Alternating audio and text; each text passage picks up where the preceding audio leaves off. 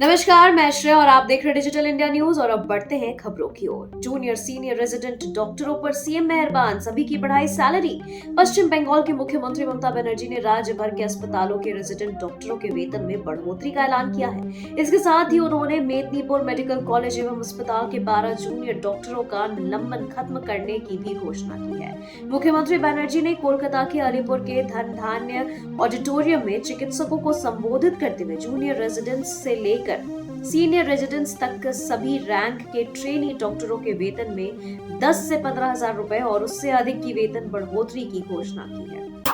भाजपा नेता PC George का court में सरेंडर। 5 जनवरी को एक टीवी चैनल में डिबेट के दौरान भारतीय मुसलमानों पर विवादित टिप्पणी करने वाले केरल के भाजपा नेता पीसी जॉर्ज ने सोमवार को कोर्ट में सरेंडर कर दिया। इससे पहले केरल हाईकोर्ट ने भाजपा नेता को कड़ी फटकार लगाते हुए अग्रिम जमानत याचिका खारिज कर दी थी। जब जॉर्ज अदालत पहुंचे तो उन्हें गिरफ्तारी के लिए उनके घर पर पुलिस बल भारी संख्या में तैनात थी। 2 महीने में तीसरी बार मिले राज और उद्धव ठाकरे।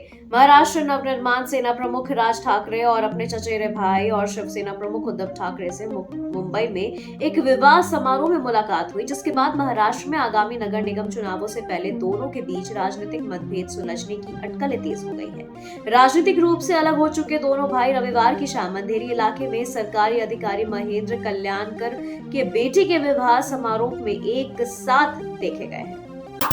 एकनाथ शिंदे को भाजपा मंत्री का चैलेंज, गढ़ में लगाया जनता दरबार। महाराष्ट्र की राजनीति में भाजपा और एकनाथ शिंदे भले ही साथ में सरकार चला रहे हैं, लेकिन दोनों के बीच शीत युद्ध भी जारी है। इस बीच एकनाथ शिंदे को एक और चैलेंज मिला है। उनके ही गढ़ ठाणे में भाजपा के मंत्री गणेश नाइक ने सोमवार को जनता दरबार लगाया। इसके अलावा अगले महीने फिर से जनता की सुनवाई करने की बात कही। गणेश नाइक ने इस दौरान एकनाथ शिंदे को लेकर कुछ नहीं कहा, लेकिन इशारों में दिलचस्प टिप्पणी कर गए। शशि थरूर ने फिर की कांग्रेस को चुभाने वाली बात। तिरुवनंतपुरम से कांग्रेस सांसद शशि थरूर ने रुख की इन दिनों पार्टी की चिंताएं बढ़ा रखी है। पिछले दिनों उन्होंने खुद के पास कोई काम न होने की शिकायत की थी। इस बीच शशि थरूर का कोई बयान नहीं आया, लेकिन एक ट्वीट जरूर उन्होंने ऐसा किया जो कांग्रेस को चुभने वाला होगा। उन्होंने अखबार में छपी एक खबर का स्क्रीनशॉट शेयर किया। इसके साथ ही उन्होंने कैप्शन में लिखा, यह देखना सुखद है, जहां तक संभव हो आर्थिक विकास के लिए राजनीतिक मतभेदों से ऊपर उठकर काम करना चाहिए। बांग्लादेश में हिंदुओं पर अत्याचार को लेकर दायर याचिका खारिज। सुप्रीम कोर्ट ने बांग्लादेश में हिंदुओं और बाकी अल्पसंख्यकों की सुरक्षा को लेकर दायर याचिका पर सुनवाई करने से इनकार कर दिया। चीफ जस्टिस संजीव खन्ना और न्यायमूर्ति संजय कुमार की खंडपीठ ने कहा कि यह विदेशी मामलों से संबंधित मुद्दा है। ऐसे में अदालत दूसरे देश के आंतरिक मामलों पर टिप्पणी नहीं कर सकती। इसके बाद याचिकाकर्ता ने अपनी जनहित याचिका वापस ले ली और मामला खारिज कर दिया गया। महाकुंभ में जिसने जो तलाशा उसको वो मिला, सपा पर ऐसे बरसे सीएम योगी। महाकुंभ को लेकर विपक्षी नेताओं के बयानबाजी पर मुख्यमंत्री योगी आदित्यनाथ ने सोमवार को जमकर लताड़ा है। विधानसभा में राज्यपाल के अभिभाषण पर धन्यवाद प्रस्ताव का जवाब देते हुए सीएम योगी ने कहा कि महाकुंभ में जिसने जो तलाशा उसे वह नजर आया है। गिद्धों को लाश मिली, सुअरों को गंदगी मिली, अस्थावनों को पुण्य, सज्जनों को सज्जनता मिली, वहीं भक्तों को भगवान मिले, श्रद्धालुओं को साफ सुथरी व्यवस्था मिली। जिसकी जैसी नियत थी, जैसी दृष्टि थी, उसको वैसे ही व्यवस्था मिली। विजेंद्र गुप्ता को बधाई दे, सिरसा को केजरीवाल पर तंज।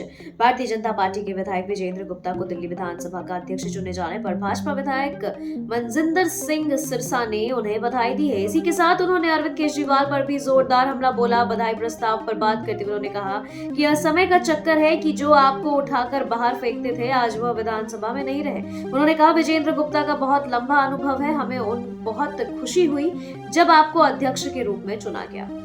अतीशी पर तिरविंदर सिंह मरवा के तीखे बोल। दिल्ली विधानसभा सत्र का पहला दिन काफी हंगामेदार रहा। बीजेपी विधायक तरविंदर सिंह मरवा ने नेता विपक्ष अतीशी पर तीखा हमला किया है। मरवा ने अतीशी को अरविंद केजरीवाल से भी बड़ी झूठी करार देते हुए अपना मानसिक इलाज करने की सलाह दे डाली। तरविंदर सिंह मरवा ने कहा कि अतीशी की दिमागी हालात ठीक नहीं है।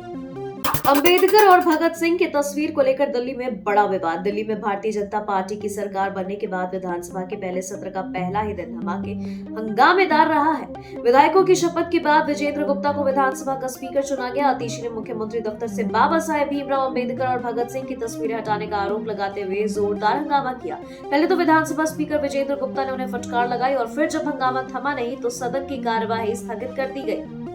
8 मजदूरों को बचाने की कोशिश जारी। टनल के अंदर तस्वीरें आई सामने। तेलंगाना के नगर कुरनूल में ढही सुरंग में फंसे 8 मजदूरों को निकालने का काम जारी है। गत 50 घंटों से अधिक समय से रेस्क्यू ऑपरेशन चल रहा। अधिकारियों ने कहा कि इस ऑपरेशन को तेजी से चलाया जा रहा है जिससे मजदूरों को निकालने में सफलता मिल सके। इस बीच सुरंग के अंदर की तस्वीरें सामने आई है जहां पर फंसे हुए 8 श्रमिकों को बचाने के लिए बचाव अभियान चल रहा है। महाकुंभ में महाशिवरात्रि पर जोनल स्कीम लागू।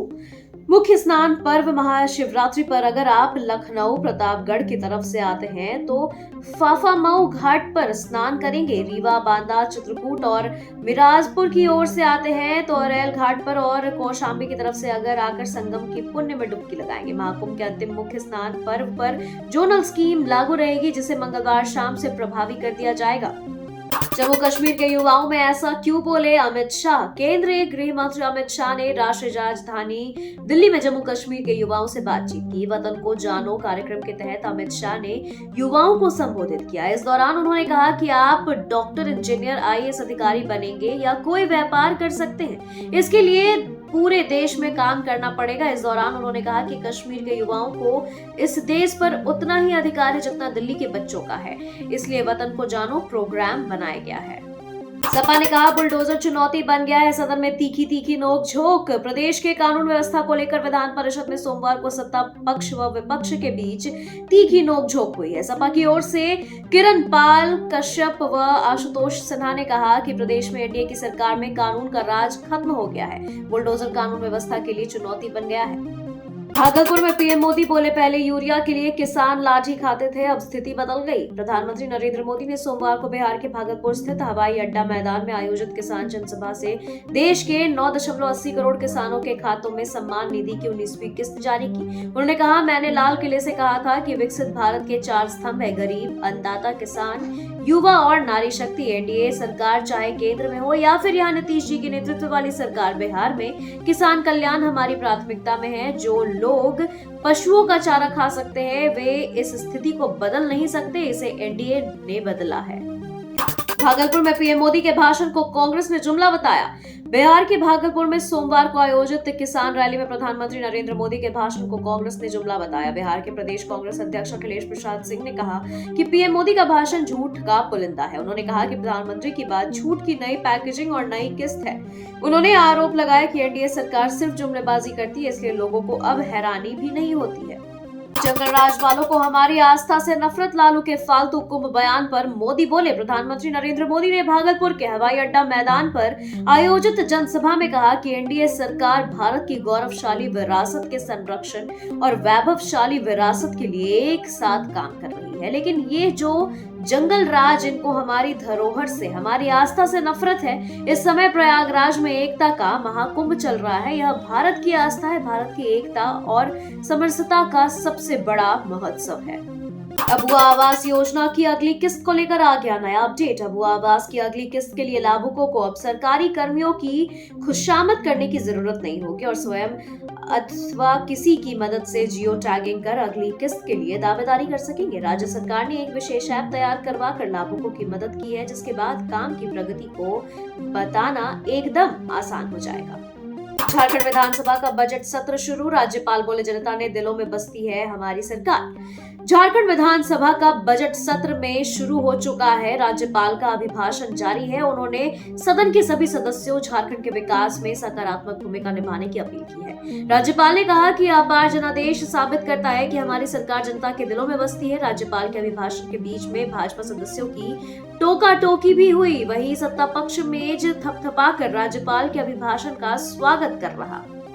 झारखंड के कांग्रेस मंत्री और विधायकों को मिला टास्क। झारखंड सरकार में कांग्रेस कोटे के मंत्री और पार्टी के विधायकों को प्रभारी के राजू ने टास्क दिया है। मंत्रियों को जहां प्रमंडल की, वहीं विधायकों को दो जिलों की जिम्मेदारी दी गई है। कांग्रेस विधायक दल की बैठक में पार्टी के झारखंड प्रभारी के राजू ने मंत्रियों और विधायकों को यह टास्क दिया। बता दें कि बैठक के बाद प्रभारी के राजू ने कहा कि कांग्रेस के 12 विधायकों को दो जिलों का जिम्मा दिया गया है।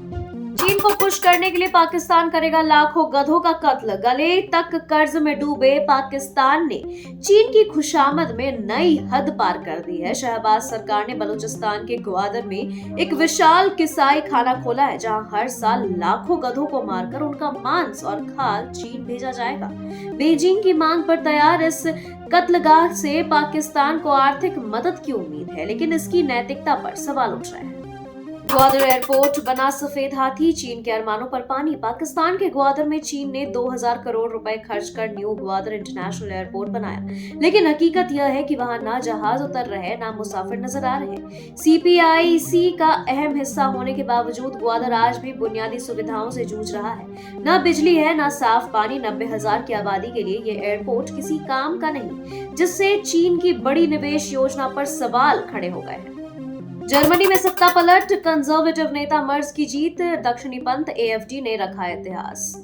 जर्मनी में बड़ा राजनीतिक उलटफेर हुआ है। कंजर्वेटिव नेता फ्रेडरिक मर्ज की CDU ने जीत दर्ज की है, जबकि चांसलर ओलाफ शोल्ज की SPD को हार का सामना करना पड़ा। इस चुनाव में दक्षिणी पंथ पार्टी ऑल्टरनेटिव फॉर जर्मनी ने ऐतिहासिक सफलता हासिल की। उनका वोट प्रतिशत दोगुना होकर 20.5% तक हो गया। द्वितीय विश्व युद्ध के बाद यह पहली बार है जब AfD को इतनी बड़ी स्वीकार्यता मिली है।